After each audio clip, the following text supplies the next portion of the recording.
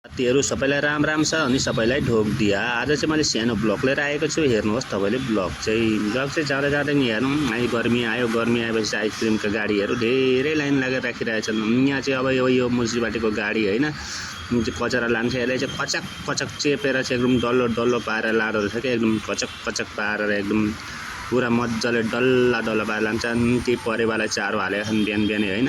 घरमा कर्मतिर पनि मान्छे लागिरहेका छन्। अनि यहाँ चाहिँ आयो अब पानी खाने, ठन्डा पानी खाने मटकाको पानी यहाँ चाहिँ दिएर बस्ने ठाउँ आराम गर्ने गर्मीको दिन हैन।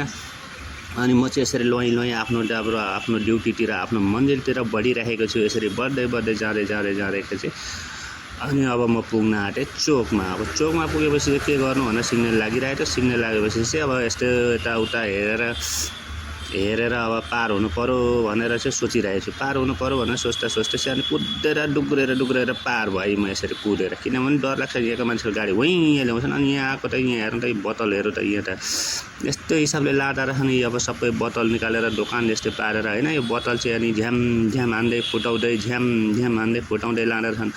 बोतल पनि फुटाएर लाँदा रहन्। हेर्नु न कसरी गोडाम हान्दैछ, ड्याङ पारे हो।